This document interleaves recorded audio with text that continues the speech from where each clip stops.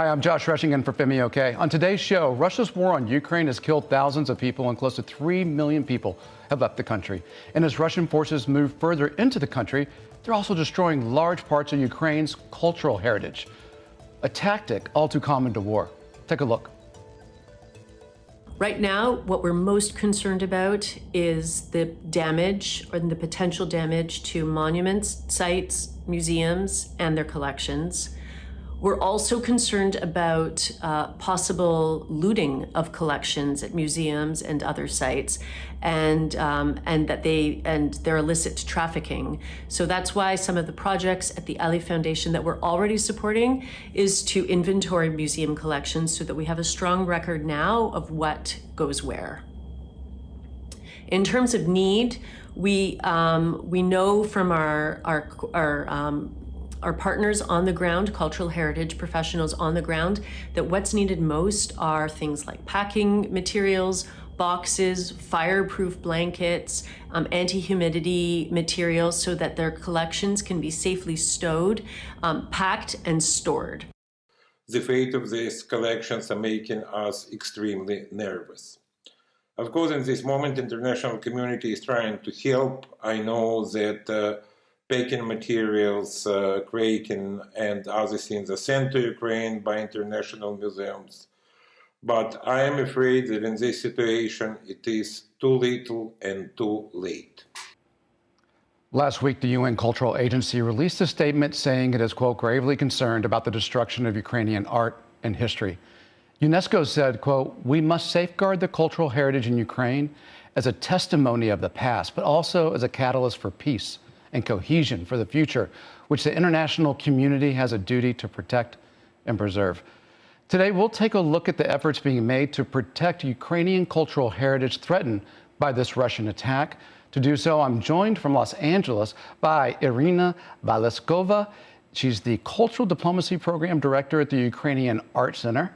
And from Lviv, Eugene Berezhnitsky is the founder of Kyiv Art Week and expert advisor to the Ukrainian Ministry of Culture. Victoria Pidust is a Ukrainian photographer, and she's with Volo Beza, a Ukrainian artist. Thank you all for being here today. And hey, there's one more guest at this table for discussion, and it's you on YouTube. If you're watching this right now, live on YouTube, see that box there? We've got a live producer waiting to get your comments to me so I can get them to our guests, and you too can be in the stream. All right, with that, let's talk about art and war. Eugene, let's start with you. You're in the middle today, so I'm going to go first.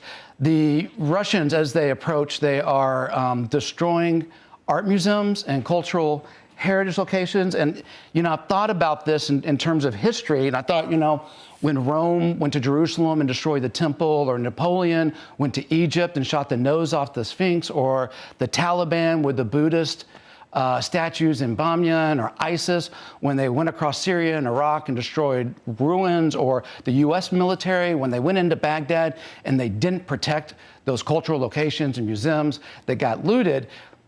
This is common to war. Even Sun Tzu wrote about this in war. He actually advised against it because he said it would turn the population against an army.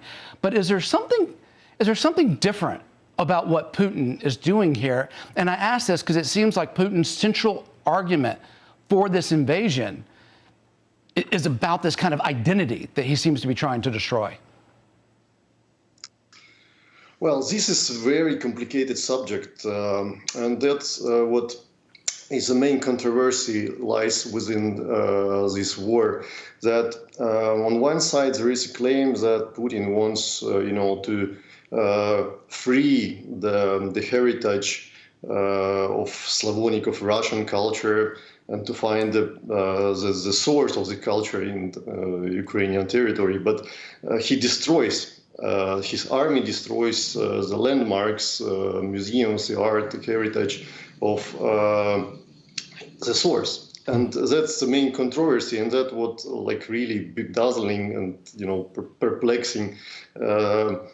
Namely, there is a clear signature that this is a genocide rather than the attempt to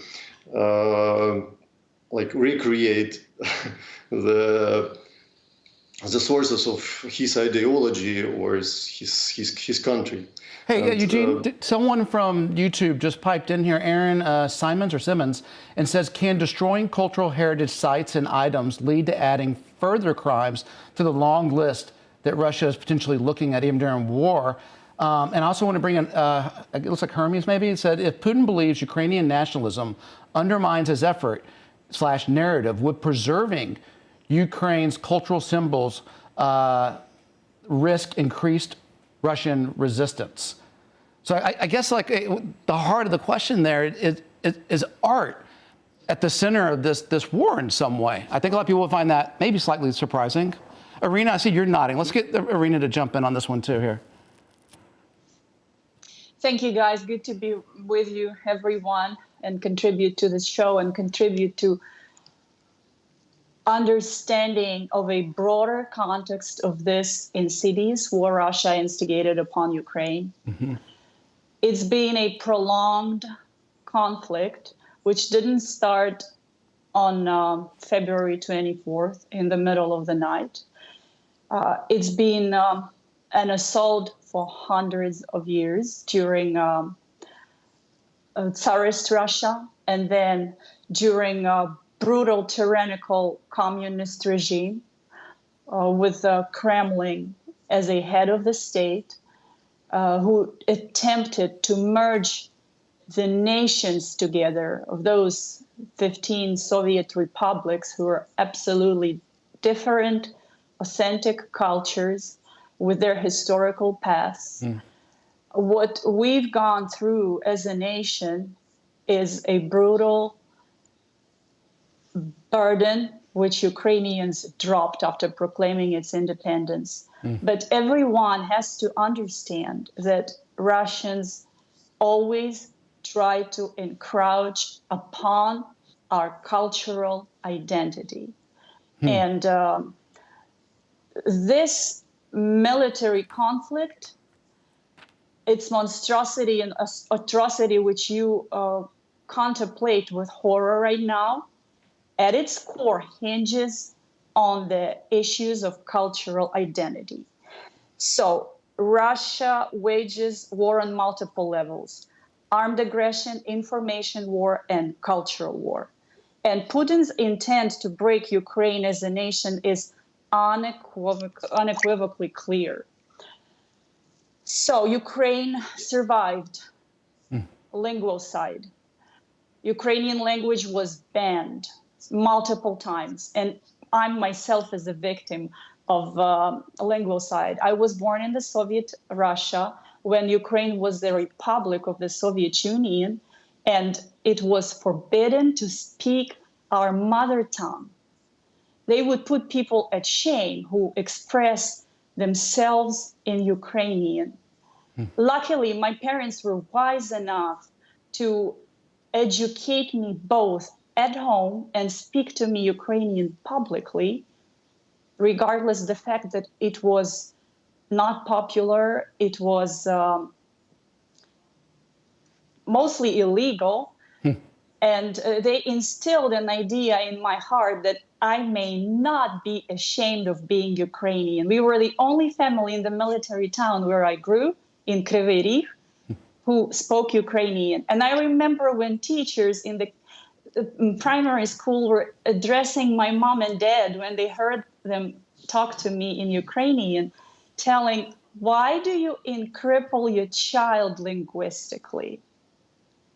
While my parents had a very great argument to counteract that false idea that Hey, hold on a second, Irina. Yeah. I want to bring in Volo and Victoria here. Volo, if part of this war is about art, then does that mean that artists are, kind of a part of the struggle or soldier? And as you're thinking about this, I want to bring in your specific experience. Can we go to my screen, guys? I want to show this story. This is off of ArtNet, and it shows you guys making these, what I would call practical sculptures, maybe. And by the way, these photos in this article, which are lovely, are by Victoria. But what they're making here, these sculptures, well, I'll let you tell us. What are these sculptures, Volo? Those are anti-tank, and those are mostly anti-tank obstacles. But this that we are seeing right now, those are against the army vehicles. They're meant to block the vehicles when they reach Ukrainian territory, when they try to come into the cities. So is this literally art fighting back? No. That's, I would take a minute to get back to the idea of identity war, and in a minute come back to your question if you okay with it. Please do.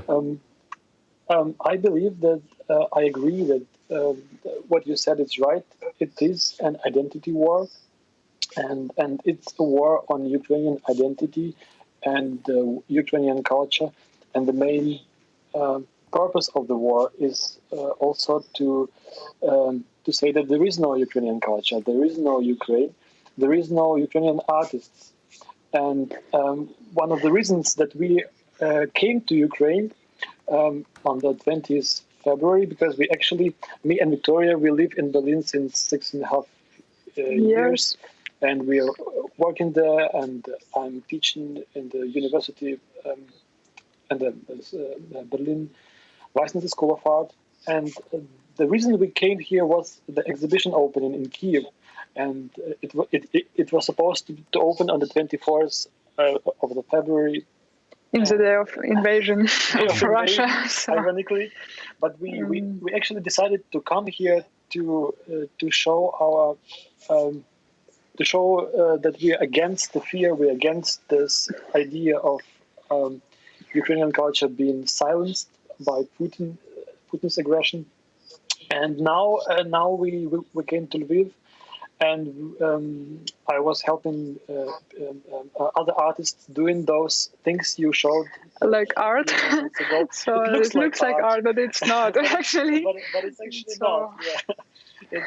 Those are anti-tank obstacles. And the ironical thing about it is that those are built by artists. Those are built by engineers, by cooks. I mean, all professions, and it's so surreal. So Victoria, Victoria, I want to bring you into this. Tell me, if that's not art, like you could picture that in a museum, right? I could also picture it stopping a tank on a road. Yeah, sure. But I could also picture that, like what makes makes a tank trap art, or what makes art a tank trap? What would be the difference?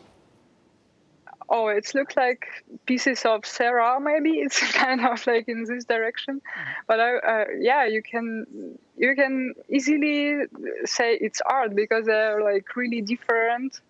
Like they're built with the heart, so they have different colors and they're so looks like art. Like, but after the French Revolution, art is something that has no use. It has not use, but they has used in this case. It does have use, and not just use now, but use eternally. Here, I want to bring in. This is a quote from a museum director there in the country. Listen to this. We have to pass all these collections, everything, to other generations, from generation to generation. And that's something eternal, as well as human life has to be eternal. Thus, one person should take care of another person and not kill. At the same time, we are defending our land, we are defending our culture, and protecting eternity is probably worth sacrificing your life. Did you catch that, Eugene? He said protecting eternity is worth risking your life. Yes, actually, that's what I wanted to tell, is that sometimes people diminishing the role of the culture. And in my opinion, the culture is a very precious asset on one side, as people usually justify it, but also it's a very dangerous weapon. And what we face here is in this war that Russia utilizes its approach, its imperialistic and post-colonial approach to appropriate the Ukrainian culture and to weave it into its imperial texture. And basically what Ukraine is doing now is it really defends its right for its identity and right to call it's a separate culture with long traditions. You know, the crazy thing, the sad irony here is that Ukrainians are even protecting Russian art and artists from Russian forces. Here, listen to this. There are over 25,000 items in our collection. Kharkiv Fine Art Museum's collection is one of the biggest in Ukraine, one of the most valuable. We have Duer's, original Dutch graphics, Rupen, Samaratsky, Polonov. It is simply irony of fate that we should be saving Russian artists' paintings by Russian artists from their own nation. This is simply barbarism. Irina, Aaron pipes in and says, this is off YouTube, what kind of consequences should Russia face due to heritage sites being destroyed in Ukraine? Like, how should Russia pay in one way or another? What do you think? Well, oh, Irina, I was asking Irina that, but Eugene, if you want to go with that as well. But people on YouTube want to know, like, should Russia pay for this in some way? Sure. Russia is a war criminal, an absolute aggressor, and the world's biggest terrorist. And whatever they committed is a war crime, and they should carry consequences. Because every crime Putin committed always was left without any punishment. It just went like a water of duck's tail. But besides those sanctions, economical sanctions, there also should be a consequence of depriving Russia of being a part of UNESCO. Mm-hmm. And part of those frozen assets should be invested into restoration of Ukrainian art and culture. And you're technically, to deny it. Now they've got to pay for it. You're technically legally correct that this actually is a war crime, and it's mentioned in several sets of international laws, to include those from The Hague. You know, there was a harrowing story about a week ago that was in the LA Times, and it was about a museum that was set afire, and it had all these paintings from, I want to definitely show these paintings. Someone help me with Maria Primachenko. It was her paintings, and she died in what, 1997? So these can't be replicated, and they are stunningly beautiful. Here, let me show this one on my screen here, if you would. And the real sad irony is the name of this particular painting is "May That Nuclear War Be Cursed." And it just breaks my heart to think it wasn't nuclear war, but conventional, that might have set that ablaze in a museum. You know, there's a really, in that article in the LA Times, it was about this guy, a local guy kept running in and bringing out paintings. And it's, you know, to risk one's life for that kind of preserving eternity, something to pass down generation to generation. Were you familiar with Primachenko? Can you give us a little bit about who she is Of course. in the art history of Ukraine?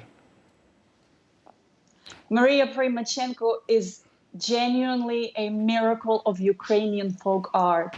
She's a self-taught artist. She never went to any art school. As a woman, which epitomizes the strength of Ukrainian woman, her creativity is so flamboyant, and you can see it in every piece of art she depicted. Her home was very modest. And she would often have visitors from all over the world because she was already so famous that she was so not bragging about it.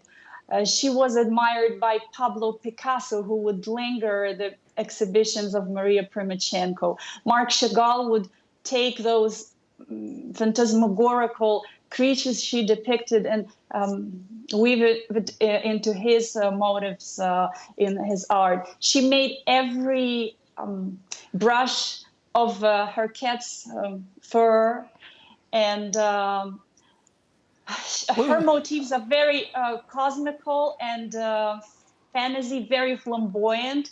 which incarnates the flamboyance of Ukrainian culture. You can see in her art our cultural identification code. Eugene, jump in here. I see Frida Kahlo, I see Chagall. Talk to me about this. Yes, it's true. She's a legend, and of course she. The Maria Primachenko. She's a soul in a way of Ukrainian art, but that's only one part. That's a folk art. We call it primitive as well, but we value it a lot, and this is part of the code. But we also have to consider that we just saw this small inclusion about that we have to keep and safeguard Russian art from Russian conquerors. But we also have to keep in mind that Ukraine had an extensive story of collecting art since 19th century, and there were collections in Ukrainian museums when it was still a Russian Empire, which were then stolen and were brought to Russian museums, such as Russian Museum in St. Petersburg and Tretyakovsky Gallery. So part of Ukrainian collections of Ukrainian collectors who were benefactors of arts on the edge of 19th and 20th century just were looted and kept in Russian museums. Also, for example, another bright example is that Russian pavilion on Venice Biennial in Giardini was built at money which were given by Ukrainian collector of art, and basically it has nothing to do with Russian Empire, because Russian Empire at that time didn't have even capacity or the way of thinking to invest in art. Right, and it's not just art, it's also these incredible UNESCO heritage cultural sites like the Cathedral of Saint-Sophia. That we don't know what Putin's gonna do. Here, we have a bit of video about this, hold on. Following Russia's invasion of Ukraine, Ukrainian cultural heritage is currently at risk, but also directly under attack very intentionally.